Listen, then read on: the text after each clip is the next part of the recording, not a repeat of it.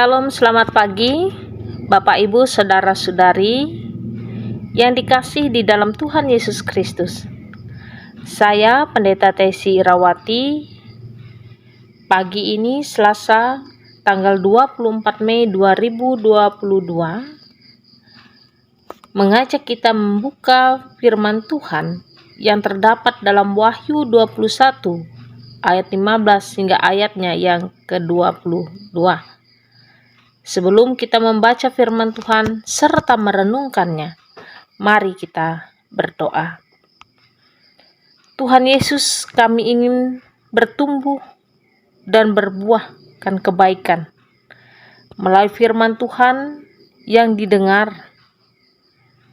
Buatlah kami untuk semakin bertumbuh, iman percaya kami semakin tertancap kuat, supaya kami senantiasa boleh hidup di dalam pengenalan akan firman-Mu. Terima kasih Bapa. Kami berdoa di dalam nama Tuhan Yesus Kristus. Amin. Firman Tuhan untuk kita akan saya bacakan di dalam Wahyu 21 ayat 15 hingga ayatnya ke-22. Dengan perikop Yerusalem yang baru. Dan ia yang berkata-kata dengan aku mempunyai suatu tongkat pengukur dari emas untuk mengukur kota itu, serta pintu-pintu gerbangnya dan temboknya. Kota itu bentuknya 4 persegi, panjangnya sama dengan lebarnya. Dan ia mengukur kota itu dengan tongkat itu 12.000 stadia. Panjangnya dan lebarnya dan tingginya sama.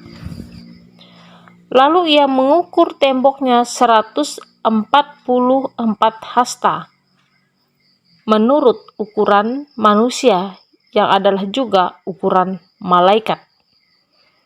Tembok itu terbuat dari mata yaspis, dan kota itu sendiri dari emas tulen bagaikan kaca murni. Dan dasar tembok kota itu dihiasi dengan segala jenis permata.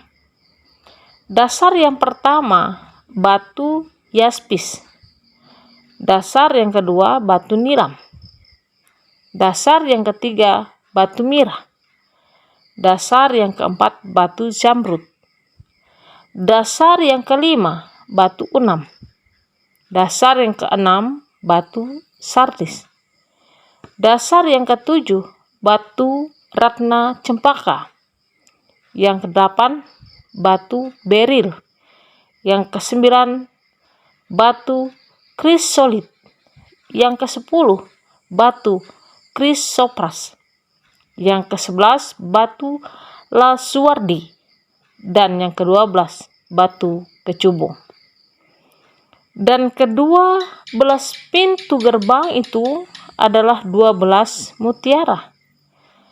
Setiap pintu gerbang terdiri dari 1 mutiara, dan jalan-jalan kota itu dari emas murni bagaikan kaca bening. Dan aku tidak melihat bait suci di dalamnya, sebab Allah Tuhan yang Maha Kuasa adalah bait sucinya. Demikian juga anak domba itu. Yang berbahagia ialah mereka yang mendengar dan yang melakukan firman Tuhan. Amin. Saudara-saudara yang diberkati dalam Tuhan, Yohanes mau berbicara ada 3 hal. Yang pertama, di ayat 15 hingga ayat 17, Yohanes berbicara tentang bentuk kota yang berbentuk segi 4, baik panjang, lebar maupun tingginya sama seperti bangunan kubus. Kubus adalah lambang kesempurnaan. Hal ini terbukti di dalam pembuatan mezbah pembakaran kurban, mezbah pembakaran dupa, dan penutup dada imam besar. Bisa kita baca dan kita bandingkan di dalam Keluaran 27 ayatnya yang pertama. Selain itu, bait suci yang dibangun oleh Raja Salomo pun berbentuk kubus sempurna. Dalam 1 Raja 6 ayatnya yang ke-20. Hal ini mau menunjukkan bahwa kota suci adalah ruang maha suci, tempat kediaman Allah bertahta. Yang kedua, Bapak Ibu, pada ayat 18 hingga ayatnya yang ke-21, Yohanes juga mau menyampaikan bangunan kota itu dilapisi dengan lempengan emas murni dan juga 12 pondasi. Hal ini mau menunjukkan kepada 12 nama rasul. Mereka adalah murid-murid Yesus yang pertama, sekaligus adalah pondasi gereja. Yang ketiga, di ayat ke-22. Ini menunjuk kehadiran Allah. Yohanes menyampaikan ciri unik dari kota Allah di dalamnya. Tidak ada bait suci. Bagi orang Yahudi, bait suci sangat berharga. Maka faktanya bahwa bait suci di kota Allah tidak ada. Karena sejatinya Allah hadir di dalam kota itu, dan kota itu sendiri adalah ruang maha suci. Jadi kota ini tidak memerlukan bait suci. Saudara-saudara, apa yang dapat kita tangkap melalui penglihatan Yohanes? Bait Allah adalah tempat berkumpul umat Allah untuk menyembah Dia di tempat maha tinggi. Di kota baru itu Allah tidak lagi berada di tempat yang tinggi, tapi Dia sudah ada bersama dengan kita umatnya yang terpilih menjadi milik kepunyaannya dan hidup bersama sebagai pemilik kota Allah yang kudus.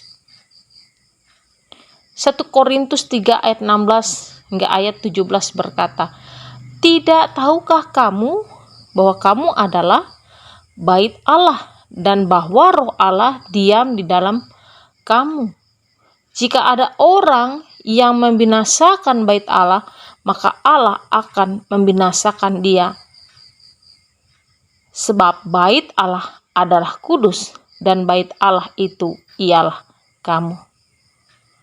Jadi setiap hidup orang percaya, pribadi lepas pribadi, adalah tempat Allah berdiam di dalamnya.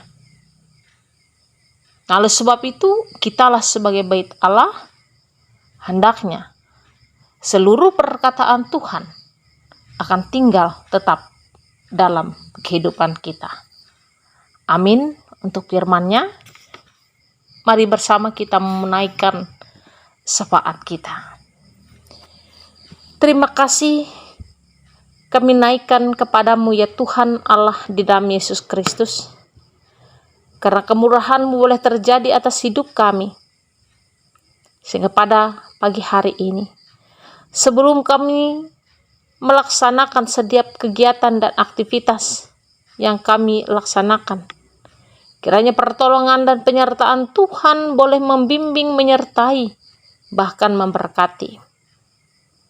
Sehingga apa yang boleh kami lakukan senantiasa dapat memuliakan Tuhan. Kami berdoa untuk jemaat Pakait Pio Olongnango. Tuhan melihat dan memperhatikan keadaan umat-Mu yang ada di Olongnango. Sertai mereka dalam setiap pergumulan, bimbing, dan tuntunlah mereka agar iman percaya mereka tetap teguh dan kuat di dalam kasih Kristus, sehingga pengharapan mereka tidak akan hilang, melainkan terus melekat kepadamu ya Tuhan. Biarlah hidup dan kehidupan umat-Mu Tuhan berkati. Demikian pula setiap pengurus, Bapak Ibu, penatua dan diakon, guru sekolah minggu, biar Tuhan terus membimbing, menuntun mereka, sehingga banyak jiwa-jiwa yang dimenangkan melalui hidup dan kehidupan umat-Mu yang ada di sana. Cara khusus hamba-Mu juga berdoa untuk Resort GKE Puruk Cahu dalam hidup dan keberadaannya. Cara khusus bagi para pekerja gereja-Mu, Bapak Ibu pendeta, dari ketua resort, bahkan seluruh rekan-rekan sekerja di setiap tempat pelayanan yang ada di wilayah Resort GKE Puruk Cahu. Bimbing dan sertai kami semua Tuhan Yesus. Biarlah kami tidak hilang semangat, melainkan kami terus termotivasi untuk bangun jemaat-Mu. Kami hidup dalam kebersamaan. Biar Tuhan membimbing, menyertai kami semua. Sehingga apa yang boleh kami lakukan, boleh menjadi berkat dimanapun kami berada dan melayani Tuhan. Pimpinlah kami semua, agar kehidupan umat-Mu semakin Tuhan berkati. Begitu juga dengan renungan harian, kiranya Engkau berkati, agar melalui renungan harian ini, ada begitu banyak jiwa-jiwa yang haus akan firman-Mu. Mereka boleh rindu mendengar firman Tuhan, dan biarlah Tuhan Yesus Kristus yang akan bertahta dalam kehidupan setiap umat Tuhan. Terima kasih Bapa di sorga. Demikian pula tugas dan pelayanan kami sepanjang hari ini.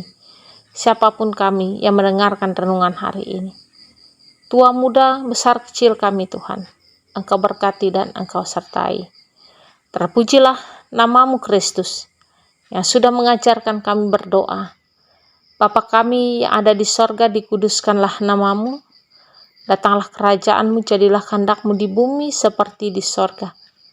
Berikanlah kami pada hari ini makanan kami yang secukupnya, dan ampunlah kami akan kesalahan kami, seperti kami juga mengampuni orang yang bersalah kepada kami. Dan janganlah membawa kami ke dalam pencobaan, tetapi lepaskan kami daripada yang jahat. Karena Engkau punya kerajaan, kuasa, dan kemuliaan sampai selama-lamanya. Amin.